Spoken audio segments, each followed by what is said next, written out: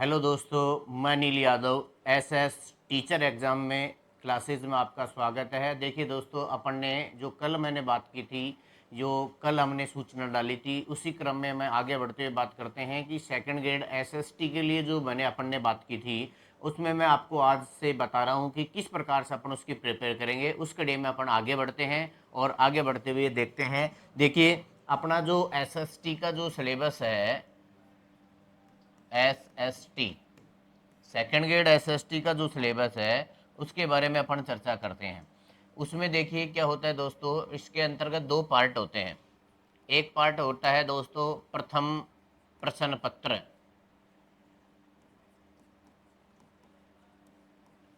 ये प्रथम प्रश्न पत्र जो होता है दोस्तों, वो 200 मार्क्स का होता है। देखिए, और सेकंड जो पार्ट होता है इसका, जो जिसको अपन बोलते हैं द्वितीय प्रश्न पत्र, ये 300 मार्क्स का होता है। तो अपन इस कड़ी में आगे बढ़ते हुए चलते हैं। इसके अंतर्गत 200 मार्क्स का होता है, ये 300 मार्क्स का होता है। तो इसके ऊपर अपन बात करते हैं। अब देखिए, इसके जो पहला जो अपना पेपर होता है, इस पहले पेपर के अंतर्गत अपन जो चीज़ें पढ़ेंगे उसमें देखिए क्या है कि इसके अंतर्गत बात मैं करूं कि भाई 200 नंबर का जो अपने पास पेपर है, क्वेश्चन मार्क्स है, इसमें देखिए 10 क्वेश्चंस जो होते हैं दोस्तों, ये 10 प्रश्न जो होते हैं, ये तो आते हैं देखिए करंट जीके के। किसके आते हैं दोस्तों? करंट जीके से संबंधित आते हैं दोस्त, जिसमें है लगभग 200 मार्क, सॉरी 20 मार्क्स का होता है। ये होता है 20 मार्क्स का।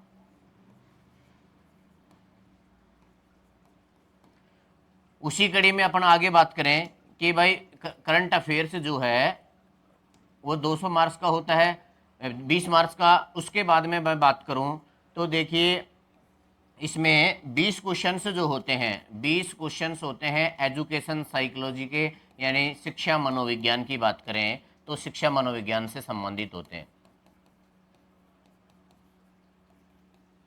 फिर उसके बाद में भारतीय संविधान से क्वेश्चंस होते हैं। भारतीय संविधान से लगभग इसमें 22 से 24% के आसपास होते हैं।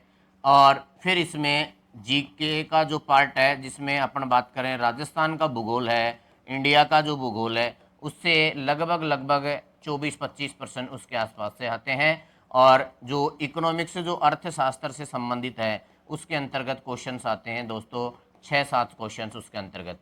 ऐसे करते हुए इसका पहला पार्ट होता है।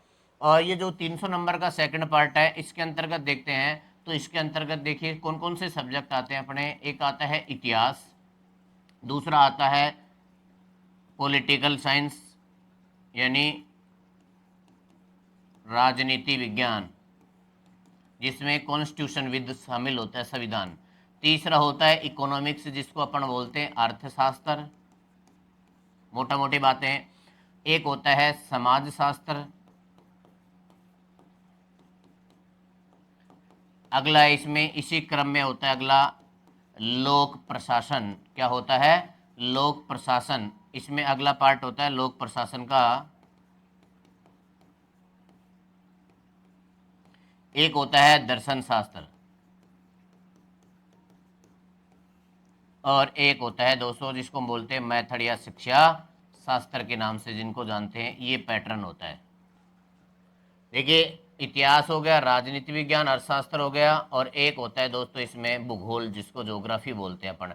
ऐसे करते हुए अपने जो ये सब्जेक्ट हैं वो होते हैं। देखिए, पहला, दूसरा राजनीति, तीसरा इकोनॉमिक्स, चौथा समाजशास्त्र, पांचवा लोक प्रशासन, छठा दर्शन शास्त्र, सातवां शिक्षा शास्त्र और भूगोल। इस पैटर्न पर अपना पैटर्न एसएसटी का आता है, जिसमें कुल मार्क्स 500 होते हैं। तो मैं अपनी बात करूं, आज मैं आपको थोड़ा सा एक सामान्य जानकारी भूगोल के बारे में बता देता हूं, जिसके बारे में अपन देखिए चर्चा करते हैं। उसके बाद फिर अपनी क्लास से रेगुलर एक सब्जेक्ट को लेते हुए उसी सब्जेक्ट को फिर पूरा करेंगे, जिसमें मैं पहली बार अपने को पहला जो प्रक्रिया है उसको पूर्ण करते हैं। देखिए, सबसे पहले दोस्तों अपने क्या होता है, भूगोल से संबंधित मैं आपको थोड़ा सा निर्देश बता रहा हूँ आपको।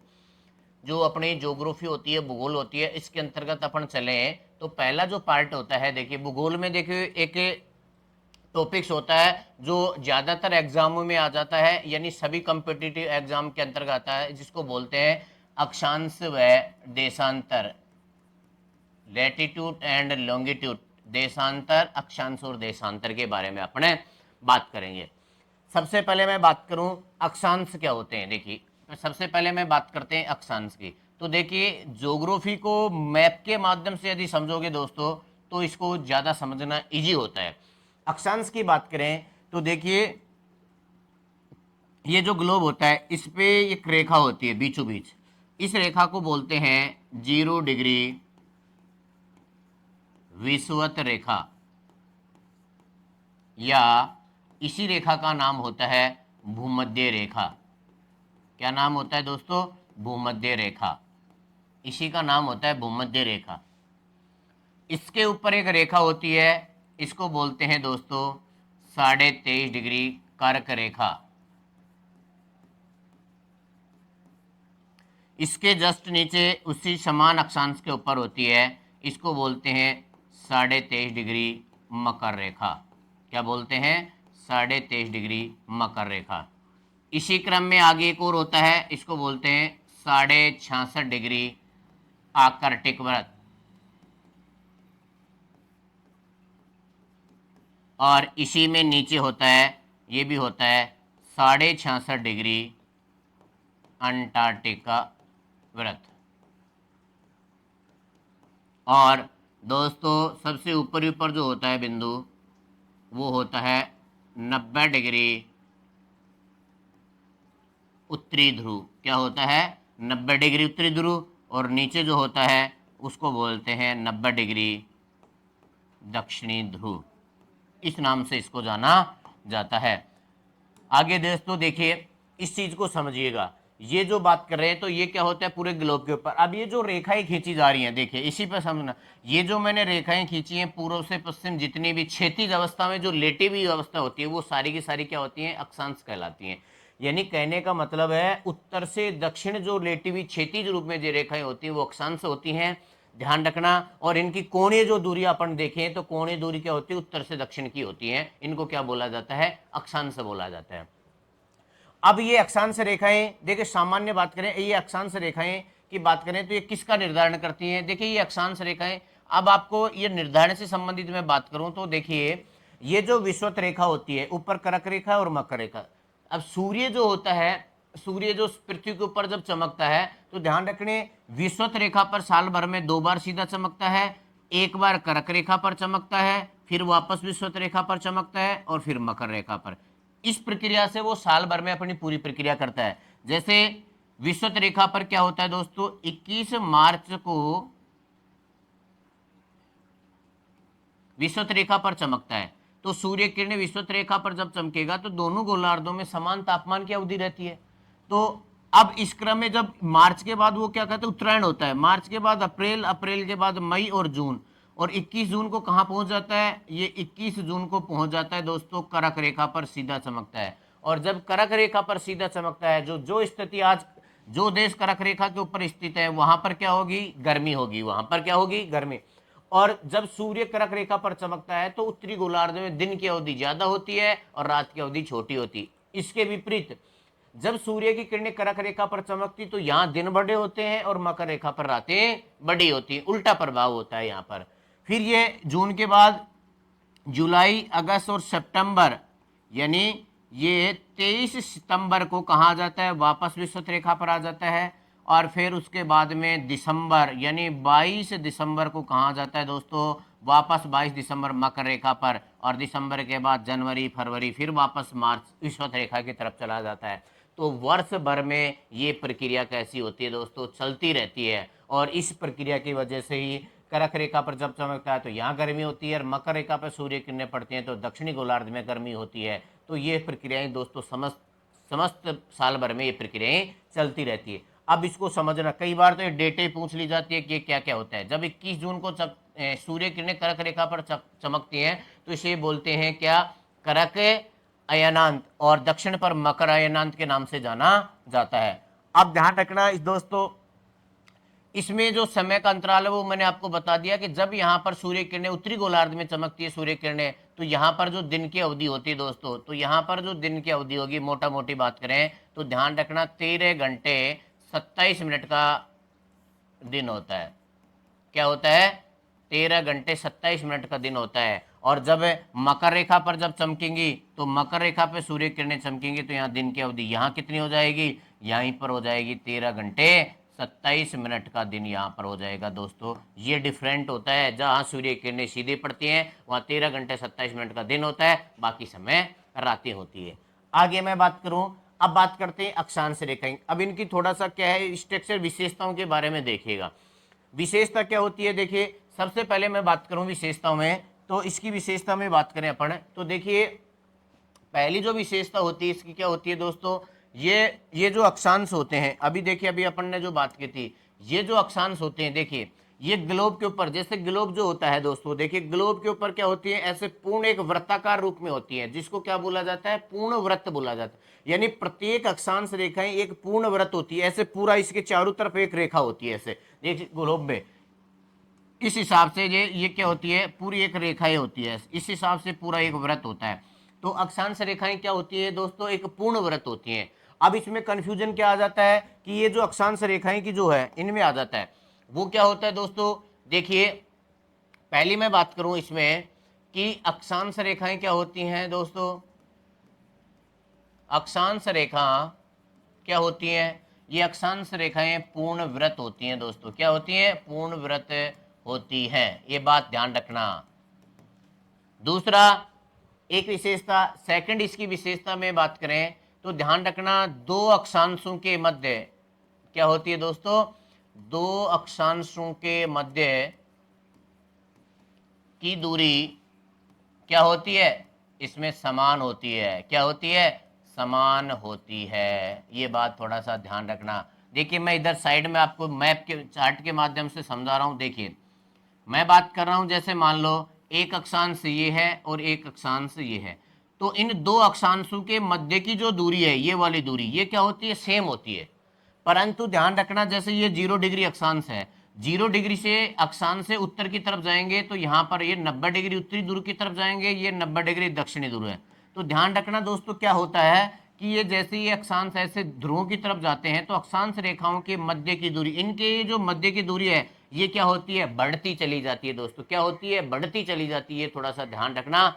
क्यों बढ़ती है? क्योंकि पृथ्वी चपटी होने की वजह से यहाँ पर इसका क्या होता है? विस्तार होता चला जाता है। इसलिए ध्यान रखना विषुवत रेखा से ध्रुवों की ओर जब जाते हैं तो अक्षांश रेखाओं के बीच की दूरी बढ़ जाती है, परंतु दो अक्षांश कहीं के, जैसे ये दो अक्षांश यहाँ के लेते हैं, इनके मध्य जो दूरी है ये सेम होती है।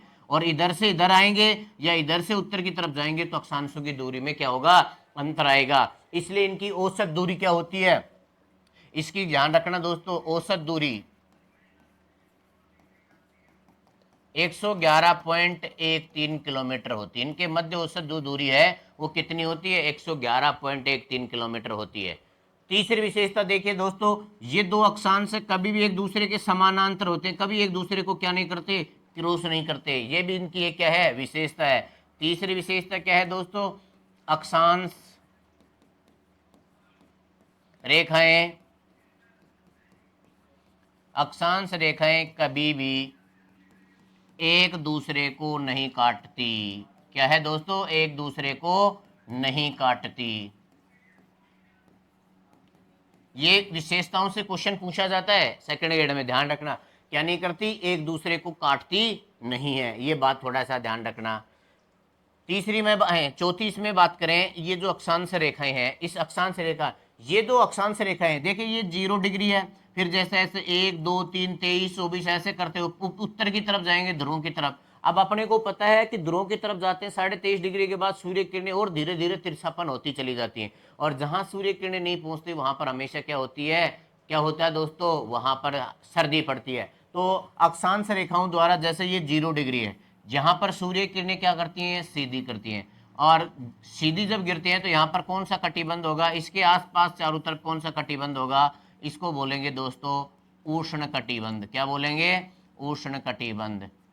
और जब 23.5 डिग्री के आसपास होती हैं, यहाँ पर सूर्य किरणें वर्ष भर में एक बार सीधी गिरती हैं और एक बार क्या होती है? तिरछी गिरती हैं। देखिए यहाँ पर तो एक बार तो जब सीधी गिरेंगी तो क्या होगा? उष्ण गर्मी होगी, और जब शीत तिरछी गिरेंगी तब क्या पड़ेगी, सर्दी। इसलिए यहाँ पर कौन सा कटिबंध होगा, तो यहाँ पर जो कटिबंध होगा वो कौन सा होगा, यहाँ पर जो कटिबंध होगा दोस्तों वो थोड़ा कौन सा होगा, जिसको अपन बोल सकते हैं, इस कटिबंध को अपन बोल सकते हैं, इन दोनों को मिलाकर जो बनेगा उसको अपन बोल सकते हैं शीतोष्ण कटिबंध। क्या बोलेंगे, शीतोष्ण कटिबंध बोलेंगे। अगला, इससे ऊपर जो ये वाला पार्ट बच जाता है जहां सूर्य किरणें नहीं पहुंच पाती, वहां पर हमेशा क्या पड़ती है, सर्दी। तो यहाँ कौन सा कटिबंध होगा, तो यहाँ कटिबंध हो जाएगा शीत कटिबंध। क्या हो जाएगा, शीत कटिबंध हो जाएगा। तो दोस्तों ध्यान, समझ में आ गया कि अक्षांश रेखाएं किसका निर्धारण करती है, तो ध्यान रखना इस अक्षांश रेखाएं कटिबंध का निर्धारण करती हैं, कटिबंध का निर्धारण करती हैं दोस्तों। क्या करती हैं, कटिबंध का निर्धारण करती हैं। ये बात थोड़ा सा आपको ध्यान रखनी है, कटिबंध का निर्धारण करेंगी। एक मिनट, कटिबंध का निर्धारण करेंगी, निर्धारण करेगी। ये थोड़ा सा ध्यान, कटिबंध जो मैंने बता दिए तीन पूरा का पूरा विश्व कितने कटिबंध में बटा हुआ है, तीन कटिबंध में। कौन कौन सा, बात करें उष्ण कटिबंध, शीतोष्ण कटिबंध और शीत कटिबंध। इन तीनों कटिबंध में क्या होता है, ये विभाजित होता है। अगली बात करें इसकी अगली विशेषताएं, इसकी अगली विशेषताओं की बात करें तो दोस्तों देखिए, अब बात करते हैं इसमें एक अगली बात इंपॉर्टेंट है, इसमें बात करें कुल अक्षांश की। कुल अक्षांश कितने होते हैं दोस्तों, तो ध्यान रखना दोस्तों, कुल अक्षांश की मैं बात करूं तो यहां पर कुल अक्षांश देखिए ऐसे होते हैं, ये 0 डिग्री अक्षांश है, और यहां पर है आपको दोस्तों मैंने बताया था 90 डिग्री उत्तरी ध्रुव, और नीचे है दोस्तों 90 डिग्री दक्षिणी ध्रुव, यहां है 90 डिग्री उत्तरी ध्रुव। ये बात है। अब इसमें कुल अक्षांश की बात कर रहे हैं तो देखिए यहाँ पर 89 तक तो क्या है, ये रेखाएं होती हैं दोस्तों, दोनों साइड में 89 तक क्या होती हैं, रेखाएं होती हैं, और 90 डिग्री बिंदु होता है, तो ये अक्षांश होता है। तो कुल अक्षांश की अपन बात करें तो 89 उत्तर के हो गए और 89 ही दक्षिण के हो गए, प्लस इसमें एक क्या होगी, विषुवत रेखा होगी। क्या होगी, विषुवत रेखा या भूमध्य रेखा होती है, ठीक है। परंतु इसमें रेखा, ये तो क्या है दोस्तों, ये जो मैंने लिखे ये तो रेखाओं की बात की थी, अपन बात क्या कर रहे हैं, अक्षांश की। तो अक्षांश की बात करें तो अक्षांश में देखिए क्या होगा, यहाँ पर अक्षांश की अपन बात करते हैं तो ध्यान रखना 90 अक्षांश तो उत्तर में होते हैं फिक्स, और 90 कितने होते हैं दक्षिण में, और एक क्या होगी, विषुवत रेखा। इसलिए टोटल संख्या इसकी कितनी होगी, 181। तो ध्यान रखना दोस्तों 181 तो क्या होते हैं, कुल अक्षांश होते हैं। और अपन से पूछे कुल अक्षांश रेखाएं, क्या पूछे, कुल अक्षांश रेखाओं की यदि बात करें, अक्षांश रेखाओं की, तो कुल अक्षांश रेखाओं की बात करें तो इसमें अपन देखेंगे अक्षांश रेखाओं में क्या, इधर 89 तो रेखा उत्तर में होती है, 89 साउथ में होती है, और इनको जब अपन काउंट करते हैं विषुवत रेखा के साथ तो इनकी संख्या होती है 179। तो ध्यान रखना दोस्तों कुल अक्षांश रेखाओं की संख्या कितनी होगी, 179, और कुल अक्षांश कितने हो गए, 181। ये बात भी आपको थोड़ा सा इंपॉर्टेंस ध्यान रखनी है। देखिए दोस्तों मैं आज एक प्रारंभिक पृष्ठभूमि को लेकर इसको बता रहा हूं कि इस प्रकार से अपन सीक्वेंस इन चीजों को पढ़ेंगे थोड़ा सा। अब आगे इन चीजों में देखिए, अब अपन ने अभी अक्षांश रेखाओं के पढ़े, दूसरी इनकी विशेषताओं पर आ रहे, तो ये विशेषता ये और बता दी। इसके बाद में ध्यान रखना एक चीज और ध्यान रखना दोस्तों कि ये जो अक्षांश रेखाएं इसमें क्या होते हैं, पूर्ण जो व्रत होती है तो इसमें अक्षांश व्रत होती है, ये क्या होती है। अब इसमें क्वेश्चन पूछा जाता है कि विषुवत रेखीय जो व्रत होता है वो क्या होता है, सबसे बड़ा अक्षांशीय व्रत होता है। 0 डिग्री जो होता है इसमें वो क्या होता है, इसमें ध्यान रखना 0 डिग्री भूमध्य व्रत, भूमध्य या विषुवतीय व्रत क्या होता है, सबसे बड़ा व्रत होता है, सबसे बड़ा व्रत होता है, व्रत होता है दोस्तों, सबसे बड़ा व्रत होता है। ये क्या है इसकी, ये भी इसकी क्या है कि विशेषता होती है, क्योंकि इसके अंतर्गत तो 180 व्रत हो गए, 0 से लेकर 180 तक हो गए व्रत। अब अपन बात करें कि इसके अंतर्गत भूमध्य रेखा यानी पृथ्वी। अब इसमें एक चीज और है दूसरा कि अपन देशांतर और अक्षांश में दोनों में यदि डिफरेंट समझेंगे तो डिफरेंट समझने के बाद अपने को अंदाजा लगेगा कि इसमें से क्वेश्चंस कहां पूछे जाते हैं। और दोस्तों ध्यान रखना, अक्षांश और देशांतर रेखाओं से एकेडमिक एसएसटी सब्जेक्ट में एक क्वेश्चन जरूर पूछा जाता है। तो उसकी हम पृष्ठभूमि में थोड़ा सा आज हम देखें। तो इसी क्रम में अपन क्या करेंगे, रोज एक एक पॉइंट को लेते हुए पूरा का अपन क्या करेंगे दोस्तों, विस्तारित पढ़ेंगे। और इस विस्तारित पढ़ने के बाद इसी क्रम में इस तरीके से पढ़ेंगे। इसलिए मैंने आज इसको एक प्रारंभ पृष्ठभूमि बताई आपको कि इस सीक्वेंस अपन तैयारी करेंगे। आगे की चीजें अपन कल करेंगे दोस्तों। नमस्कार, आज के लिए धन्यवाद।